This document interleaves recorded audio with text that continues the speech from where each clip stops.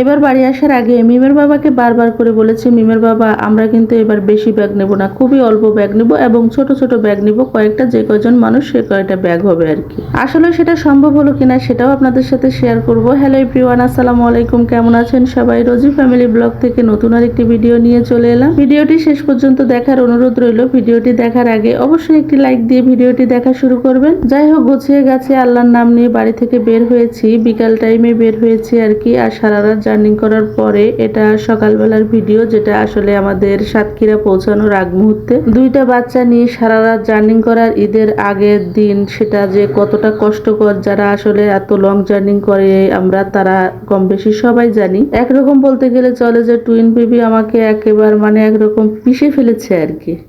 যাই হোক, যেমনটা ভেবেছি খুব বেশি বাধাবিঘ্ন হবে, কিন্তু তা না। খুব বেশি বাধাবিঘ্ন ছাড়া আল্লাহর রহমতে, আল্লাহর অশেষ রহমতে আমরা পৌঁছে গিয়েছি খুব ভালোভাবেই সাতক্ষীরা, অনেকটা সকাল সকালেই। সাতক্ষীরা আসলে গাড়ি থেকে নেমে যেমনটা গরম ভেবেছিলাম তেমনটা গরম কিন্তু লাগেনি। গরম আমাদেরকে খুব বেশি হতাশ করেনি, মানে ওই মুহূর্তে।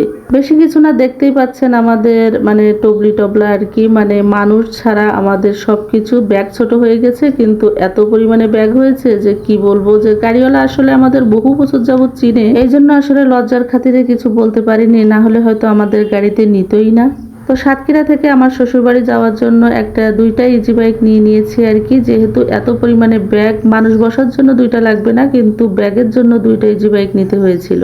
এই যে বাড়ির রাস্তার পথে আকাশটা অনেকটা মেঘলা ছিল, যেটা দেখে খুবই ভালো লাগতেছিল আর মনের ভিতরে কেমন করতেছিল আর কি। দুই পাশে আশেপাশে সবুজ আর সবুজ। আমার বাবার বাড়ির পথ রেখে তারপরে কিন্তু আমার শ্বশুর বাড়ি যেতে হয়। তো এটা আমার শ্বশুর বাড়িরও পথ, আবার আমার বাবার বাড়িরও পথ। আর চারিদিকে একটু বৃষ্টি হওয়াতে সব সবুজ সবুজ হয়ে গিয়েছে। আর আমার শ্বশুর বাড়ির দিকে এত পরিমাণে আকাশ মেঘলা, মানে ওইদিকে মনে হয় বৃষ্টি হবে। আর বাবার বাড়ির দিকেও দেখতে পাচ্ছেন, এই দিকটা, এই পাড়টা পেরোলেই আমার বাবার বাড়ি। ওদিকেও মেঘ হয়েছে, কিন্তু ওদিকে কিন্তু বৃষ্টি হয়নি, বৃষ্টি হয়েছে আমার শ্বশুর বাড়ির দিকে। এমন অবস্থা মনে হচ্ছে যেন বৃষ্টি আমাদের পথেই ধরে ফেলবে আর কি। তো ঠিক তাই হয়েছিল। তো আমার ভাইয়ের ছেলেকে নিয়ে আমার আব্বু চলে এসেছিল আমাদের সাথে দেখা করতে, আমরা যে দিক দিয়ে আমার বাবার বাড়ি যেতে হয় আর কি। তো আব্বু এসেছিল, এসে আব্বুর সাথে একটু দেখা করলাম। মাহাদি অলরেডি ঘুমিয়ে গিয়েছিল, মুস্কান জেগেছিল, তাই মুস্কান ওর নানু ভাইয়ের কোলে সহজেই চলে গিয়েছিল। আর সারা পথ মুস্কান যে জ্বালাতন করছে, মানে আমার কোলে ছাড়া সে আর কারো কোলে যাবে না, আর মাহাদিকে আমার কোলে আসতেই দেবে না, এটা তার একমাত্র উদ্দেশ্য।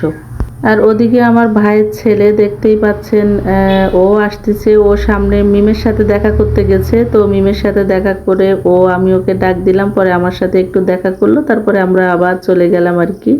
তারপরেও কিন্তু গরম কম ছিল না, অনেকটাই গরম ছিল। তারপরে আবহাওয়াটা অনেকটাই ঠান্ডা ছিল, মানে যেমন গরম পড়ে তাছাড়া। এই দেখতেই পাচ্ছেন আব্বু আর আমার ভাইয়ের ছেলেকে বিদায় দেওয়ার পরপরই এটা আমার শ্বশুরবাড়ির রাস্তা কি পরিমাণে বৃষ্টি হচ্ছে দেখেন। আলহামদুলিল্লাহ, রহমতের বৃষ্টি। সিলেট থেকে একেবারে আমরা বৃষ্টি নিয়েই এসেছি বাড়িতে।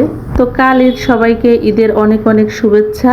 ভিডিওটির কোথাও কোনো অংশ ভালো লাগলে লাইক কমেন্ট শেয়ার করে আমার পেজের পাশে থাকবেন। আজকে এ পর্যন্তই, ভালো থাকবেন, সুস্থ থাকবেন সবাই। আল্লাহ হাফেজ। সবাইকে ঈদের অনেক অনেক শুভেচ্ছা।